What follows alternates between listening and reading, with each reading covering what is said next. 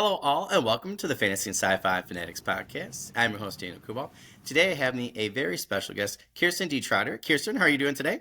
I'm doing wonderful. Daniel, how are you? Oh, excellent, excellent. It's always nice when I can chat with somebody on a Friday. It's like end of a crazy day. It's nice to talk about writing, afterward, and then kind of sets the rest of my night into like a writing book podcast mode, and it's a mood. I don't know, It's a especially mood. Yeah. yeah. So it feels really good. But I really appreciate you coming on and chatting with me today, and telling our audience, about your new book coming out. So we're always excited to have people, whether it's their first time or it's their 50th book or creation or comic book, whatever they're doing, but it's always nice to see something new created, I would say. So it feels really good for all of us to celebrate in that with you. So thank you so much for coming on today and sharing that with us. So we Well, really thank you appreciate for it. having me. I'm really Yeah. excited to be here.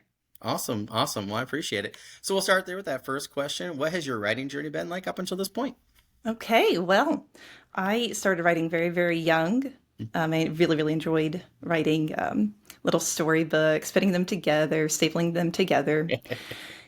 I got to be about 11 years old, and I decided I was going to write my first novel, and Well, I was very serious about it. So I got to work right away, and I did it. I ended awesome. up it took me three different tries. So the first time I wrote it, and then I took a high school freshman English class, and I was like, I need to start over because I have learned some things about the Yeah. English language and grammar. And then I took Comp 1 a couple years later, and I said, oh, I'd better start over again because I have learned even more about the English language. And so I ended up at 19 years old. I printed my first book, published my first book. Wow. It was, this may not mean something to everybody, but it was 76,000 words. So, around that 300, page, around there. Impressive. Super, super proud of it. It was cute. It just wasn't the right time, though. I ended up getting married a few years later, kind of setting things aside for a while. And then my son went to school, and all of a sudden I had this extra time that I didn't have before, and it started like burning in me that like this is what I need to be doing again. I need to get Yeah. back to it. So I actually the week before Christmas, this past Christmas, so December 2024, my husband was home for a week, and he was like, it's time to do it. And so I started writing, and I did not stop for 18 weeks.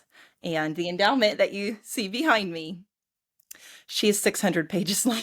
So, Wow. That's so crazy. right now we're in the editing process. It's taking an equal amount of time Yeah. to go through that. I have a wonderful editor who I have a fantastic relationship with.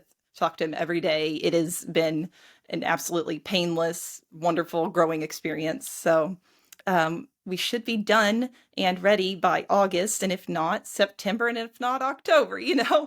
Just really looking forward to putting this out to the world and sharing it with the world. That's awesome. That's super cool. Do you mind if I ask who your editor is? Jared Michaud. Oh, cool. Okay. That's awesome. 600 pages. That's really impressive. Yes. I knew it would be. I got about to the 300-page mark, and I was like, oh, this is going to be 500 pages long because I needed that much more to, Yeah, to, yeah. to tie things up. And then 500 pages came and went, and I went, oh no. And so in the editing process, we have blown straight past. We're at 600 pages now. That's So fair. Yeah, yeah. I totally get that. Like my editor was like, she's like, "Oh, this might turn into like a small novel instead of a novella." She goes, "I'll yeah, do yeah, it." I'm like, "That's fair." So, it yeah, that's happens. really awesome. Now, can I ask you because a question pops to mind there, where you're shooting for like 300 pages, like roughly, right? That kind of word count. Um, like, how did you feel exactly? Like, did you feel pretty confident? You're like, "Yeah, I can write 600 pages, like 500 pages," or you kind of like, "Oh man," like, um, I decided, like I said, back in December, I was like, I'm going to do it. Like, if I'm yeah, going to do it, I'm going to do it. And I wanted a nice, big fantasy book, like awesome. something that you can just fall into for a month, get lost in, and then look forward to the next one. Yeah, I yeah. would love to be starting the second one right now. It is eating at me. I'm going to be writing its sequel. but I've told myself, okay, we're gonna wait. I'm gonna Yep. get through the editing process, and then probably come August when my son goes back to school, it's on. So Yeah. I definitely know that feeling. Yeah, it's got for me. It's got to be a fantasy, a really good chunky fantasy book needs to be able to block like the sword that's on the cover, right? Like you got to yes, be able to, yeah. Otherwise, it's not quite there, right? So I right, totally agree yeah. with that. That's awesome. Well, that's amazing, and congrats on getting that far. I know a lot of people like. For me, anytime I'm like, okay, it's gonna be like this, and I'm like short story. And then I'm like, no. Right, yeah. And I'm like, I'm just like Yeah, keep going, and I'm like, oh, now it's a trilogy of books. yeah, oops. Yeah, Accidental so yeah, trilogy, oops. yeah. Oh darn. My friend's always saying that. He likes my writing. Thank you, Dan, for watching. But he's like, oh yeah, oops, like, now you have three I have to read eventually. Yeah, I'm like, yeah. okay, I'm like, fair, but yeah, I feel it. I know some people I've talked to, they're just like, oh no, like it's gonna be longer. So I always think just write whatever it's gonna be. Exactly, yes, It'll wrinkle exactly. itself out. So that's awesome. Well, you talked a little bit about fantasy, but in terms of genre or genres, so just fantasy, any other, genres that you write in or thinking about, and maybe can you tell us why? Like why Okay. fantasy?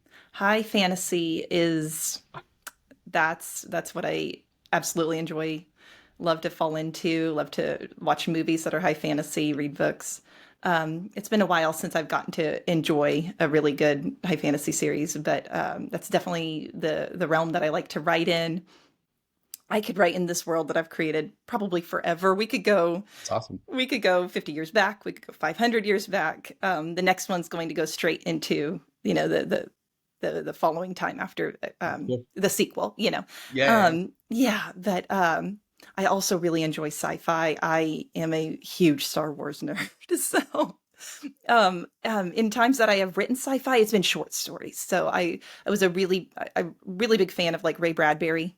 oh yeah, He yeah, was yeah, just the master of that yeah, that sci-fi short story. yeah. I really enjoy historical fiction as well. I would love Oh, to nice. one day explore that as well. Yeah, yeah. I'm a history teacher, so I love historical Oh, fiction. perfect. Yeah, yeah. Yeah, yeah, I love like the Last Kingdom, really just about anything. Yeah, I've found quite a few that I really enjoy. But yeah, Star Wars was the first like book series for me where I like the universe where I just like Oh, yeah. bought everything, I read everything, and that's the one I would love to write in personally. Like if Yeah. anybody was like, oh, you had a lot of books, or I like your style, like here you go, like Right. oh my God, I don't know why I'm blanking on her name. um, oh, it's like Kevin Hearn's co-author, Delilah Dawson or something like that. I don't know why I'm blanking. I was just looking at one of her books, but she had like a new one like coming out, and I was just like, this just sounds like an incredible Star Wars Oh, book. yeah. And I Yeah. told her on Twitter or X, I was like, you made it, like, because I've written all these other books. I go, yeah, but you're in Star Wars now, Oh, yeah. like Yeah. to me, The that's big like you time. made it kind of thing. So And the that's Star really Wars books are excellent. yeah, If you've seen the movies and you haven't tried the books, you're missing out because they are yeah, yeah. really good. Yeah. Yeah, they like everything else goes shallow, right? And then the comics go deeper, but then the books go like they really take you. Yeah. So Yeah. yeah, yeah, super, super good. Um, so like for me, like Ray Bradbury, like I have got to read this summer. It's on my list. I have to read The Painted Man because Okay. I haven't read that one yet. And my friend was like, "Oh my gosh, dude! Like I read The Martian Chronicles and a bunch of other ones, but he's like, that's my favorite one. So I like have to get that one on Yeah. the Yeah. list." So I actually just bought it a while back, but I love Nice. Ray Bradbury. I think he just does an amazing job. Yeah. Him and then Ursula K. Le Guin, like just like I don't know, their writing styles to me are just like absolutely like epic and incredible, and I love anything that either one of them did, to be honest. But that's really cool. So my favorite question to ask people, of course, is about their work. So, what is your book, The Endowment, about, and how did you come up with this idea? Oh boy, you're gonna make me summarize 600 Oh, I'm gonna pages into make it. like Yeah, I'm gonna make it 300 right now. words. Yeah, yeah, Writing the back of the book teaser is writer torture. yeah, yeah, yeah. Yeah. Yep. All right. So the endowment, we actually follow a male main character. So we drop straight into the world, and Victor's running, and we don't really know at first why he's running or where he's running toward or away from. Um, but as time goes on, we learn that he is the endowed one, so where we get the endowment, and he's got some very special abilities that are going to help him save the realm. So maybe win the love of a very special woman. So Super cool. Uh, so I don't want to give spoilers away, but in terms of like, can you tell us about some of the powers, or is it going to be like spoilerish? no, no, it's totally Okay. fine. All right. So as you can see, we have a flaming sword. Oh, Uh, you have Vic, to, I feel like, like, Victor is a worker of the wind. He can move things. He can run very, very fast. That's the first sign that something's special about him. He can run as fast as a horse and very quickly can outrun a horse. He can spark fire with his fingers. And as time goes on, he learns he's got a whole lot more about him, everything to do with wind and the mechanics of wind. So that was really fun, kind of thinking about how that could be like the manipulation of the atmosphere, what I could do with that. All sorts of things with fire, all sorts of things with lightning, um, all sorts of things with water, like the splitting of water. It's incredible. When you write high fantasy, you just kind of go, well, what if I could do that? yeah, yeah. So That's super cool. Did you take any, kind of like inspiration, in terms of the elemental like aspects from anything like Avatar or I don't know, like The Last Airbender or I don't know, really like anything. I feel like there's a lot of really cool examples of different things. But were there anything specific, that you really like read or thought of like, oh, that's cool, and then kind of like made your own or just kind of start from scratch? well, if I were to sort of pin that down, my husband is a huge Lord of the Rings fan. Oh, cool. And so he kind of brings that, into sort of my inspiration.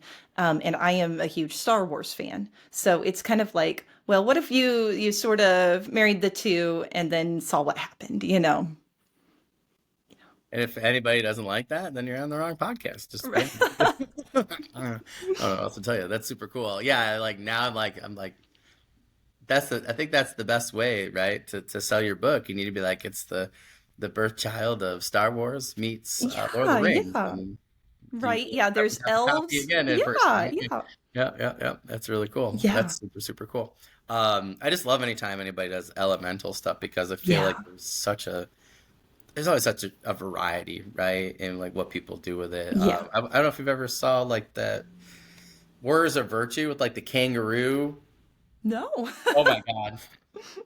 It was one of the most ridiculous 90s, like early 2000s movies. I think they made like a sequel that didn't make it into theaters, but the way though that like this kid goes, it's like Portal Fantasy, right? He goes to this other world and he helps like these, yeah, they're literally like Teenage Mutant Ninja Turtles, but they're literally like kangaroos. And it sounds dumb, but it was actually really cool. And they have these elemental powers. There's like steel, earth, water, wind, fire, that kind of thing. But like as a kid, like growing up, I was like, oh my gosh, like this is so cool, Like not Yeah. only was, they're humanoid, right? But they're not humans. I don't know, but they just did such a good job. They do martial arts, and I'm a martial artist. I was like, this is so cool. And these elemental powers. So everybody always talks about Avatar: The Last Airbender's magic Yeah. system, which is super cool. Like, don't get me wrong, but everybody forgets about Warriors of Virtue. And I don't know, as an early writer at that time, it just took my mind to different places when it came to different elemental magic systems. And now like years, like decades later, I wish it was years, right? Like so many people have done just so many cool things with it. And I'm glad that people are doing that because I think it's always cool to see, like a trope, whether, it's the chosen one or whether it's, that type of magic system and then really making it their own. It always just brings a new version or, a new taste to the genre. So it's really Right. Yeah. And speaking of the chosen one, the hero story, you really can't go wrong with that. And we don't yeah. just as a culture, we just don't get tired of that. Yeah, we want Yeah. heroes, right? Like Yeah. whether or not they're John Barenthal, right? Punisher or whatever, like, but you say what you want, right? Like if he's, because and everybody always talks about that, right? Like these darker heroes and stuff, but I'm like, well, but a lot of people still really like, enjoy the like original Yeah. Batman, right? Like, Oh, yes, like the absolutely. 90s Yeah. Batman, like Yeah. that's really what people think Batman, or or whatever, and I think that people, yeah, my friend said it best on here a while back. She said people need heroes, especially today. So I think that, yeah, I think you're going to see that arc, or sorry, like that type of story and trope, Yeah, coming yeah. back around, which I'm totally fine with. I'm here for it. Absolutely. I Yeah. did I did try to put a little bit of a twist on the hero's journey though, because Awesome. I did not want my wise sage to disappear. They're supposed to disappear in the first I third, hate that. Yeah. I don't like that. I want Mr. No, Miyagi there. I want Splinter there. right? Yes, Like, exactly. I found a nice little loophole to keep him I around. like it. So, Okay. Well, I'm here for that, Kirsten. Like it's like, oh, and Obi-Wan. Sorry, spoilers, right? But when he's done, right, and New yeah. Hope, like, I mean, my friend said he actually did that. He's like, I'm gonna write a sci-fi like Star Wars, but Obi-Wan survives. Obi-Wan And should get to survive. Yes, I totally agree. okay. He is my favorite. Yep, So, yep, yep. I loved him in A Phantom Menace. Him and Qui-Gon, like, yeah. well, I really like that because, like I said, Mr. Miyagi, he's like my favorite character in anything. I just love that, and Yeah. Splinter's just always great. I just think it's so cool to because I like that, right? Where you have that Yeah. like mentor. Like I get what what the hero's journey is about and what people were doing, but I like that people at UX are changing it and actually allowing those characters, right, to Yes, keep going. exactly. And to sort of have their own journey themselves. Yeah, Yeah, yeah. Well, yeah. because like sometimes I feel it's like saying like, okay, when you're this old, your journey's done. Exactly. Or that you've arrived and it's like Yeah. there would be more for the wise sage to learn. Yep. Yeah. Yep. Yeah. No, I totally agree. Well, that's super cool. I think that's awesome. Now, I really got to ask you this one because this is always one that I want to know because I love fantasy and sci-fi. I'm a world builder myself. So, what did you focus on the most when it came to your world building for this novel? I wanted to make sure that there was a lot of political intrigue, a Yes. lot of history with how did they get there? Why are Mm. they there? Why are the elves where they are? Why are the humans where they are? When did they meet? Was it a clash? It was. And what happened after uh, to bring them together? Why do they get along now? I just asked myself all of those questions, and it opened the door for all sorts of political drama that can happen. And so Yeah. it's been very fun to write in Oh, that super world. cool. Yeah. So that answer actually made me think of several subset questions, which I All really right. like. So first of all, I gotta know, okay, your elves, all right? I tend to take that traditional, I tend to twist things just a little bit. I have elves that, like, why don't they sleep? Why are they vegetarians? Well, mine have chloroplasts in their, like, system and skin. They actually came from plants and like, in trees. So that's why they're closer to nature. So I just tweaked a couple of things from Tolkien's thing. And I don't know, sometimes I find that. But I also have another realm where they're just straight elves, right? Another Yeah. series. What kind of elves did you go with here and why? I went definitely for more like the woodland elf. Cool. And their differences between themselves and humans, they don't have like prolonged life Hmm. in my book. The differences really come down to the endowment. So if the elves are endowed with these powers, it works differently. And so do you know what the Goldilocks zone is if you're talking about like outer space? Oh, yeah, I think Okay. so. Yeah, yeah. Right. So Earth it lies in the Goldilocks zone because there's other Earths out there, but they are too close to their sun or they're too far away. And so Okay. we are right there where we should be. And that's how it is for a human who is endowed. They're called a Ruachite in my book. So a human Ruachite is going to be that perfect in the Goldilocks zone, be able to wield these powers, manipulate the elements the way that it's intended. But an elf with the same endowment is going to have a few issues with it. Like they can still do really, really cool things, but it affects them differently. Um, do you have like other races too? Like, that maybe we have I'm recognized? considering, so I really opened the door. I have nomads, Oh, and that's all they're called right now. I have nomads that play a very, very small role in the book. Towards the end, one of them becomes significantly more important. And I'm really thinking I have enough time between this book and the next, whenever in the next book where I'll really get to develop this character, this nomad character, to think about is he a third race? So yeah, I'm, cool. I'm thinking about it. Oh, it's super cool. That's what I like about epic fantasy, or just like, really just fantasy in general. Like I had a friend where it wasn't, I mean, he's just like writes fantasy like me, where it's just like 300, your 76,000, 85,000 word kind of thing. But like that's what he did is like he kept having a character and he was like, I don't know what race they are, Exactly. Yeah. but it was really cool. And I was like reading, I was like, God, this is really interesting. And it was just like that perspective, right? But they were like same thing, like similar, like by themselves. And then Yeah. they went to a place, and then I don't know how to explain it other than like I don't know if it's out yet actually, so I won't say what it is. But it was kind of interesting, right? Where he goes to this place, and then it opens up like book two for like different things. But there were like Yeah. questions that kind of had to be asked at the start of different chapters and stuff. And I was like, oh, this is really cool. It goes, yeah, I did. I was like, why did you decide this? Like, we don't really see the face or anything. There's no other people that have seen them. He's like, oh, I didn't really know who they were Exactly. exactly, Oh, but I wanted yes. in the Yeah. book. Oh, that's super cool. That's really neat. You It just kept me reading. reminded me. You Yeah. reminded me. I actually have characters like that too, where Oh, that's I've super cool. kept them totally faceless. And again, it's just so, okay, later I'm not locking myself in. It's I hard, haven't, right? Yeah. yeah, yeah, Yep. yeah. Yep. Yeah. Um, yeah, it is very difficult, right, to not lock yourself in. Like, Exactly. uh, Yeah, yeah. yeah, I have a heist story, and it's set in like a capital city of like I had a desert setting. I switched to like Eastern European, but it's like the capital, and I was like, well, I want to like start small and then like kind of go out, Yeah, but exactly. yeah, like plotting, I was like, how do I not like back myself into some world building corners? So I had to like add. Yeah, I just added some like random things. I feel like just to come back to later. But I think Steven Erickson does that really well. Like he'll do that, and then in one book, and then book three is like this person pops up in book one, or maybe book two, but then pop up in book six, and then he kind of diverges. I've noticed Sanderson doing that a lot with like between Way of Kings, and now we're on Oathbringer or Oathbreaker, and it's really interesting. I'm like, did you really mean for these people to be this? But like he still, I know he still likes to do that little bit of exploratory writing. So I think that that makes total sense. And as a reader, I like that. I like to be surprised personally. I like mysteries, so I like that would keep me reading personally. So personally, I think that's like a really really good move on your part. And like you said, it allows you to keep the door open. So that's Yeah, really yeah. cool.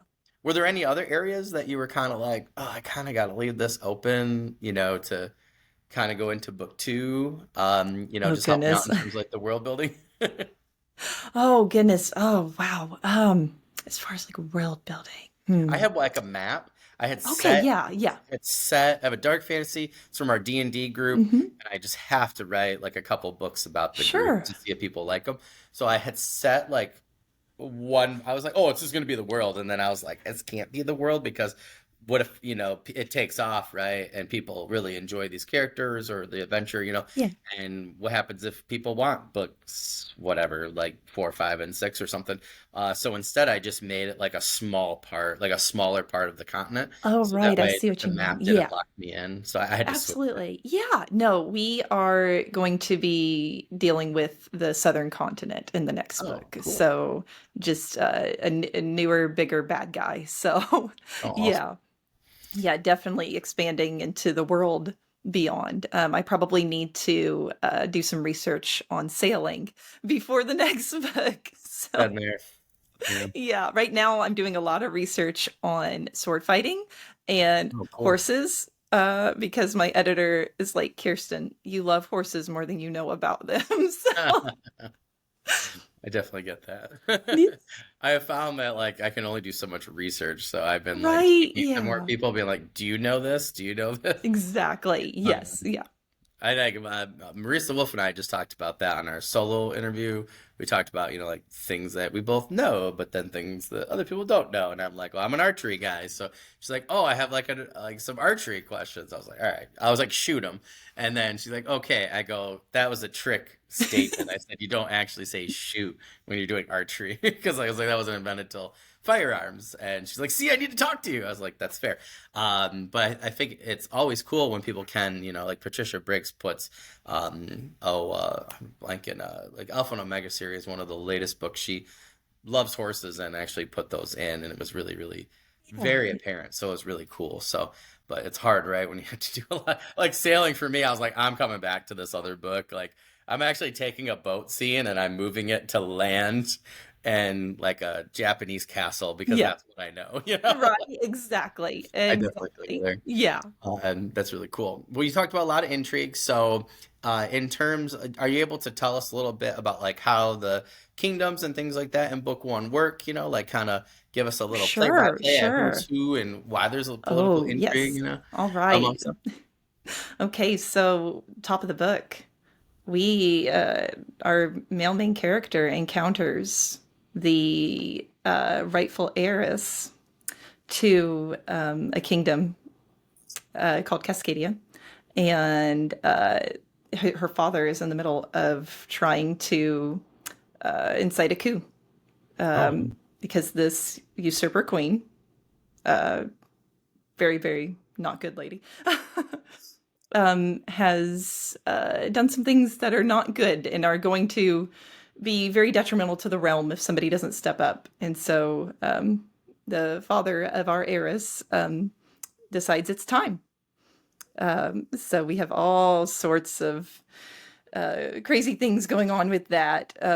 Very, very much the moving of pieces on the chessboard to incite this coup, to have to blame bad actors, and it's very fun. We get the elves involved. The elves want to just unite the realm, and so a little bit of that going on. So that's cool. So I gotta ask, like, how are the elves and humans, in your book, or at least in this part of the world, like, how are they getting along? Are they getting along? Are they not getting along? Some they're of both? get they're getting along as far as the elves are concerned. They're happy as long as the humans need something from them. They want to be in charge. They tolerate them. And so with our heiress princess, coming to power, that puts her in a really uh, a situation where she's kind of at the mercy of the elves. She needs the elves to legitimize her claim, for example. It would be really helpful if the elves would just send their army to help her overthrow this usurper queen. So lots of back and forth with dealing with the elves. And mentioning that, I have to mention, among my editor and some of my friends, we have a name for the ruler of the elves, and he is Hansi Elvish Prince, and that's all you need to know. I hope that Riverside picks up that title and makes this part of the shorts. I've been getting the best titles from it lately. It's like hilarious. So that's one of them. If not That left, is change that it. is exactly how we refer to him. Hansi Elvish Prince is doing this again. Oh, he's up to his antics in this part. So That's super cool. Well, that's awesome. My friend, he goes, in your book, the one with the elves, like the real elves. I'm like, okay, sure, like whatever. I'm like, yeah, yeah. He goes, can you? Because there was something else that him and I read a while back. I'm like totally blanking. We read so many books last 2 years, him and me. But he was like, can you just make it where like when they like the humans need help, they just go? And I'm like, why? He goes, remember in this book? And I go, yeah. I go, but that makes it really boring. So I said the dwarves aren't going to help right away either. yeah. So I was like, I don't think they would. Like, so I'm not doing that. But I thought it was really funny. Because whatever book we read, it was actually really good. Like the tension was so great. And that's what I always loved about like the Two Towers with Helm's Deep, where they're just Yeah. like Yeah. literally knee deep in orcs, right? Or like Urukai, and then all of a sudden like the elves come. So Yes, yeah, exactly. Yes. it's just awesome. So um God, yeah, I'm really thinking about this Nomad now. Like, I just think that's super, super cool. But in terms of like, are we in like the start off in book one in like the more northern part of the continent then? Like, Yes, yeah. So we are right outside of Elvish territory. oh, cool, okay. Yeah. So trying to think how to ask this question without doing spoilers. So I'm not gonna ask it actually. Well, let um, me let me give you a little bit more. I'll give you a okay, little bit more of perfect, a perfect. tease here. That might help me. We we are right outside of Elvish territory in sort of no man's land because our commander is amassing an army. Yeah. Okay. Yeah, he's collecting defectors to take on this usurper queen. So Okay. All right. That actually helps. That helps. So, in terms of thinking about what you wanted to happen, like in terms of book one, did you have like an idea right away of like where you kind of wanted like book two to go? Oh, Or yes. did you wait till you were done with book one? Like, I'm just kind of curious on how that like worked for you. Okay, so the idea really struck as soon as I got to the middle of the book, Oh, cool. and this handsy elvish prince appears. I did not have him in mind. I didn't know where he came from or anything. I didn't even know he was going to be that important. And then he drove the second half of the book. Oh, wow. And now all of a sudden, I'm looking at the second book going, okay, this is my male main character and this elvish prince. It's their story, the next book, and sort of the confrontation and maybe they'll have to become friends, all sorts of things that can unravel from that. But it was incredible because it was like just a few months back, I'm like, what is this? Who is this character? Yeah, And yeah. then all of a sudden, he drove the second half of the book. And I'm like, oh, okay, this is where we're going. Yeah, yeah. Um, yeah, I totally get it. I had novella two, prequel novella two, and I was like, yep, I'm going. And all of a sudden, this female character, she's like, yeah, you need to step aside. I was like, what did I do? And she's like, I am like the co-lead. And I was Yeah, like, no, you're like here, you're really important. She goes, no, I am the co-lead. And right? I'm like, Yeah. okay. I go, I see you. And then I was like, I talked to my friend and talked to a couple friends, and they're like, oh, this makes it better. There's gonna be like a little bit of competition now. Oh, yeah, yeah. I'm gonna make her better. Which just makes it fun, I think. Yeah. And it's so interesting though, because then she like turned to me. I was like, "Okay, we're good." She goes, "No, I'm also a co-lead in the main series." There you go. They will let you know. Yeah. Yeah, yeah, yeah. I kept taking my friend. I kept saying to my friend, I was like, "Yes, yep, that's better." I'm like, "Dang it!" And I had that with my heist story where this female character, she's like, "Yep, I'm actually not done in the introduction. I'm a character throughout the whole book." Absolutely. And then it turned into a trilogy, and then she just had the coolest. I'll tell you, we're off the air. She had the coolest thing. I was like, "Oh, that's so good." I was like, "Now," I was like, "You can stay," and I Right. totally agree with her. Yeah, I totally get it. It's funny when characters come in like that, but to me, those are always the best characters. Like I talk to Yeah, many yeah. authors, and creators, and those are the characters that really, jump off the page and really make whether they're villains or secondary characters, whoever. It really doesn't matter, right? Like there's a reason it's weird, right? It's Absolutely. almost like the muse is like subconsciously speaking to you, right? To Absolutely. do that. Yes. It's always Yes. interesting. Yeah. It's super cool. Well, I look forward to meeting both main characters. Yeah. Sounds really cool. uh, go to that next question. What can your audience expect from your cast of characters in this book? So we know there's a handsy elf. We know we got a champion, but like, what can we really expect, them to be doing in book one in terms of all this political intrigue? Okay. So, as you can see, we're going to have battles. We're going to have sword Yeah. fights. We're going to have preparing for it. We're going to have will I, won't I, and really hard decisions. Um, I really focused on the adventure. Like I was so serious about getting the adventure part of it right. And it worked out. It worked out, except then I sent it to the beta readers and I got a phone call. One of the girls got to chapter 15 and she calls me with girlish indignation and she said, "Excuse me, why have we not have the love declaration yet?" And I said, "What? Oh no." And then I saw it. And I was like, "Okay. All right." So I reworked things, worked it out somewhere in there. And before I knew it, I'm having more conversations about, okay, we want more of this, right? Oh, cool. And then my editor had a very serious conversation with me and he said, "Kiersten, are you going to put a romance in the second book?" And I said, "Yeah, I intend to." And he goes, "No, you have to. You have to because now your reader's going to demand it." And I Yeah, said, yeah, yeah. I said, "Oh man, I think I need to get serious about what my direction is." And I Mhm. realized it is it's intrinsic that so I was sort of trying to not write a romantasy, if that makes sense. Oh, And what I did is I took away something really special, something yeah, that yeah, yeah. that ended up now that I've allowed myself to sort of add that in and to liven it and make it what it's supposed to be, it's beautiful and it flows right in with the adventure.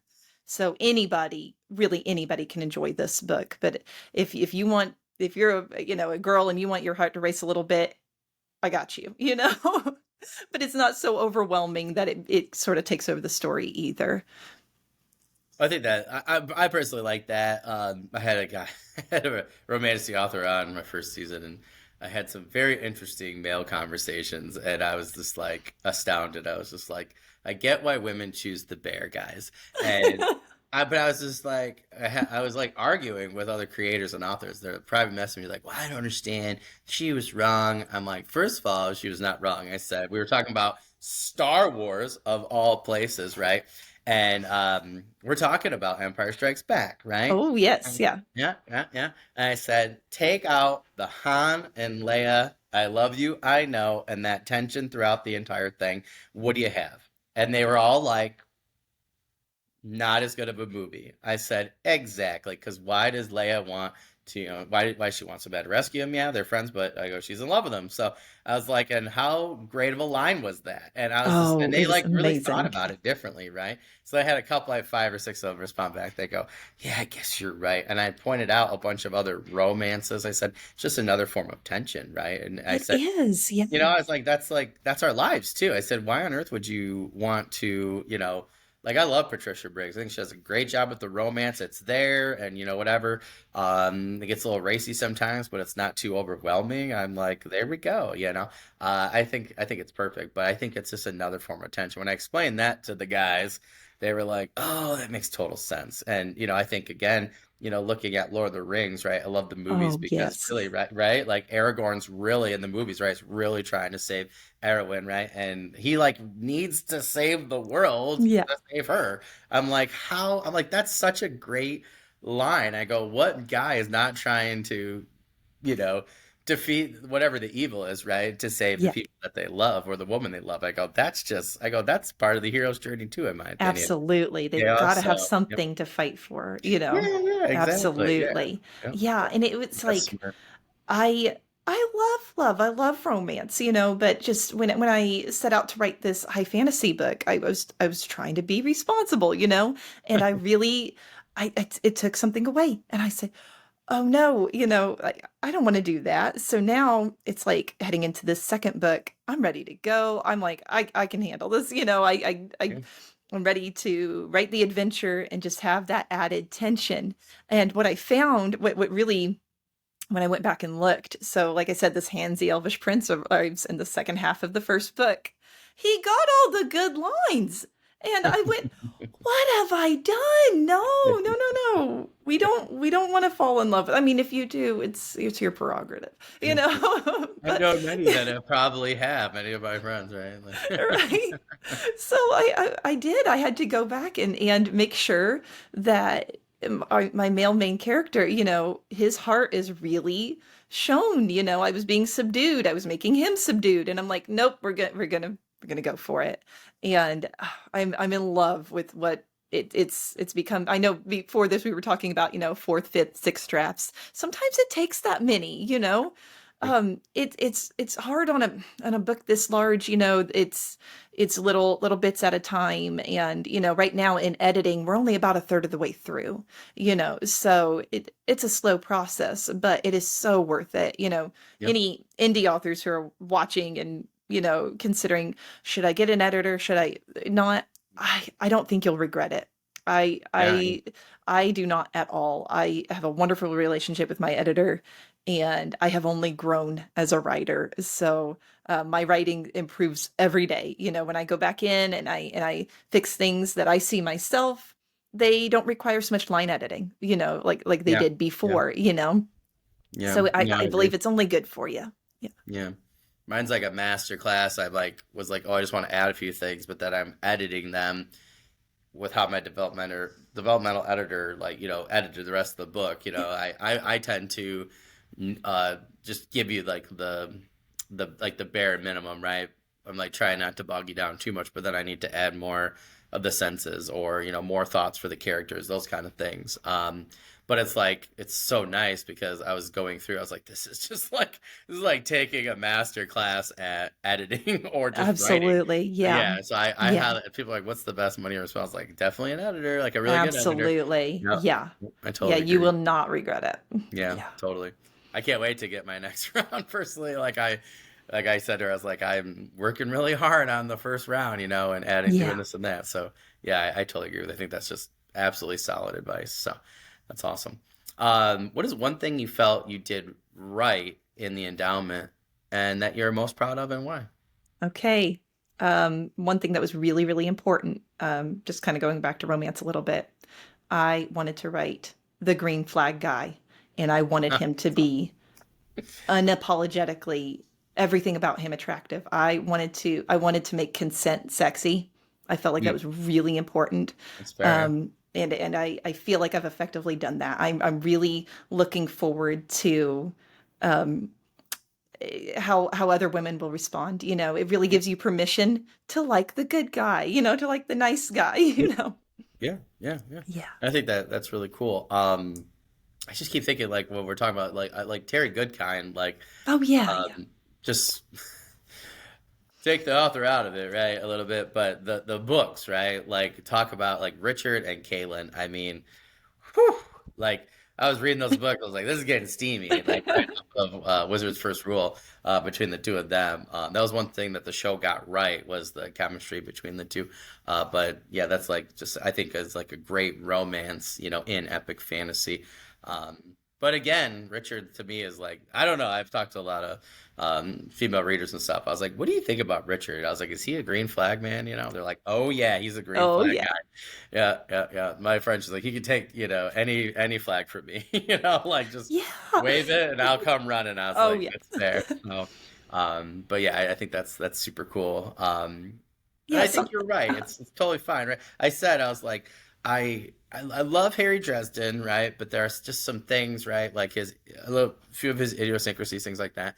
So I tend to write characters, a few male characters, in particular, different where they are, similar to what you're saying. I think it's totally fine to, to do that and to actually present good guys, yes. Well, and Yeah. furthermore, I really tried to focus on we can make mistakes, and here's what it looks like to apologize and what a real Ooh, apology looks like. awesome. And I actually got to, so I kind of wrote in my husband coached me on this. He said, if you're going to write a fantasy, do it D&D style, as in four main characters with a rotating fifth, right? It worked out so well. It really, it was very it flowed really well to write in that method. So each one of those main four, and then often the fifth, but throughout the book, they got their experience to do something, make a mistake, and then be sorry for it. And then you get to see the forgiveness from all of the others, and it just plays really, really beautifully. So that was really important to me to show what that looks like. Even if you are really, really mad at each other, you can come back from it. Yeah, That friendship matters, that committed love matters. So yeah, yeah. yeah.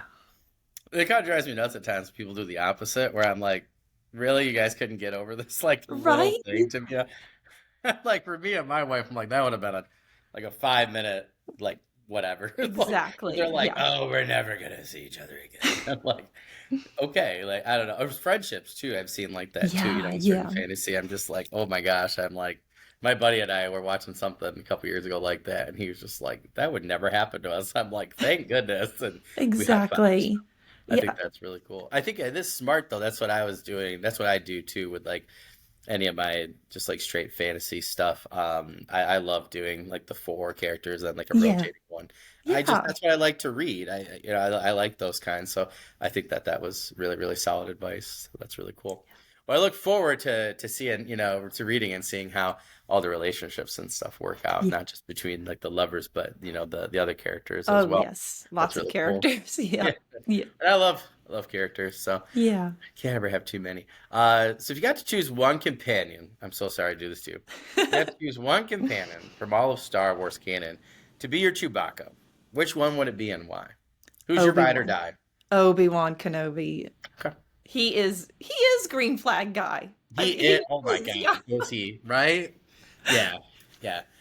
My wife asked me, she's like, "Why are the way that you are?" And I was like, one day I was thinking, I was like, Obi-Wan Kenobi is It's definitely his one of the fault. reasons. Yeah, It's like yeah, yeah. reading Jude Watson's Jedi Apprentice series. I'm like, yeah, yeah, yeah.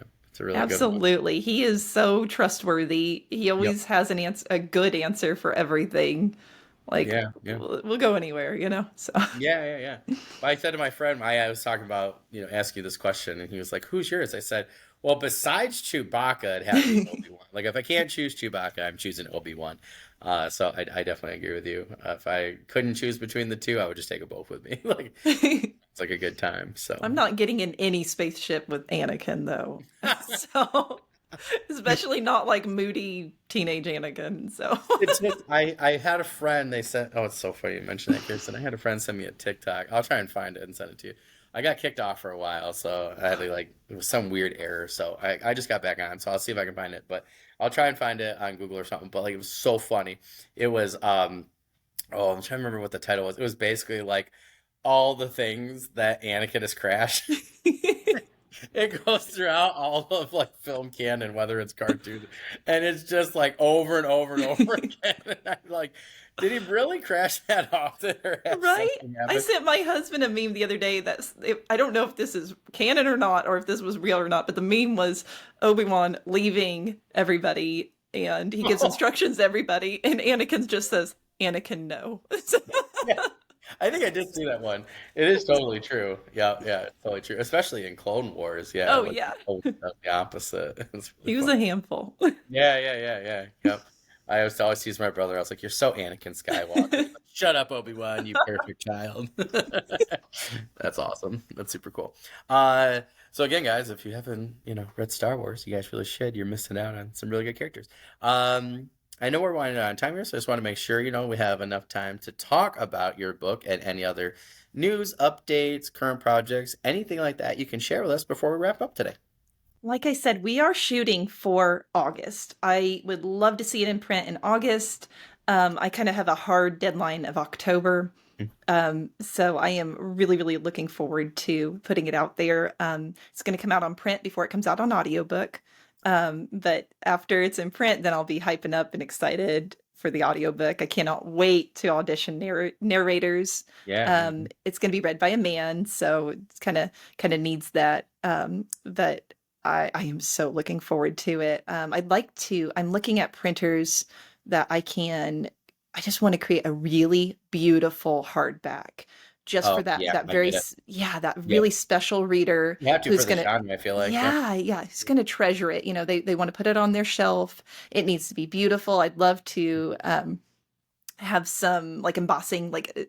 shiny embossing, just make it Your really, cover really emboss beautiful. would be amazing. Yes, yes. Do you know I sent ideas to a graphic designer and it was really, really vague. It was just like 3 lines. They sent me that the Oh, that's first time. incredible. I was like, wow, oh my goodness, you're hired for all the other books. Yeah, I mean, I love the typography and I love the contrasting colors there. When I Yeah, when I yeah. saw it first digitally, I was like, "Holy crap!" I had to go right away and like open it up bigger on my laptop. That didn't look good small, but I was just like, I really like wanted to see, with the contour lines and everything. Where I'm just Yeah. getting older, it's hard for me on my phone. But it like really caught my attention on my phone. I was like, "Holy crap!" Like, Oh, that's yeah, exciting. it's an That's amazing exciting. Yeah. sword too. So, Oh my goodness. It's like oh, my husband told me it's a cross-bladed sword. I okay. think so. Yeah. I'm learning all of these things as I That's go, so learning them on the fly.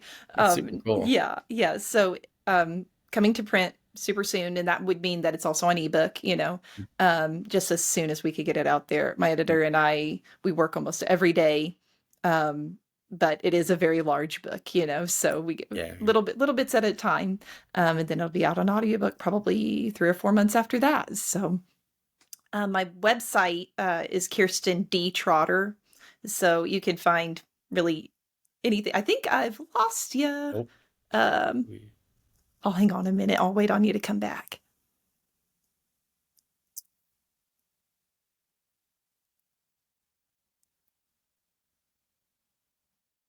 There we go.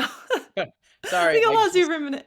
They're doing work at my college. I apologize. I just heard somebody doing something. I heard a click, so Oh, wow. the Wi-Fi cut Funny. off for a Well, second. my neighbor was mowing at the beginning of this, and I'm like, Billy, what are we doing? Good as just can't hear it at all, and it'll just take it right out. It's nice with the Oh, big yeah, monitor yeah, for both of us. yeah. But that's super cool. Well, I really look forward to reading the book, but if you're gonna do the unbox, probably gonna need to buy me a actual hardcover because It'll be that's pretty. It'll be really yeah. pretty on your bookshelf, you Yeah, yeah, know. yeah. Look really cool. That's awesome. Well, I just want to remind everybody in our audience, anywhere where you're watching or listening, that Kirsten's book and social links can be found in the description below. So please make sure you go and check that out, and then that way you'll have all the news and updates for exactly when the endowment's going to come out. But please make sure you check that. We want to remind everybody, make sure you're anytime you're reading or listening to a book, or whether it's print, audio, Kindle, make sure that you guys are reviewing those products. It helps everybody. Kirsten mentioned her graphic designer, her editor. It helps everybody out just in general in the future. So we really appreciate that continued strive. So thank you, audience. Kiersten, thank you so much. This has been absolutely great. I can't wait to have you back and talk about book two. I really look forward to, seeing what you do in book one, and then how you further the story in book two. But good luck Absolutely. finishing up. I know exactly how it is with edits and everything. So there myself. So good luck. If you need anything at all before this releases, please just let me know when it does release. Send me everything, tag me, and email me, and we'll get everything up everywhere we can, and help you as much as you can with your launch. So Thank you so much. That is no just problem. wonderful. Yeah. Awesome, awesome. Yeah, I will be emailing you here shortly, like I said, later this evening. Other than that, I hope you have a good rest of the day, and good luck with everything. Okay? Thank you so much, Daniel. It's been Yep. wonderful. Awesome. Thank you so much.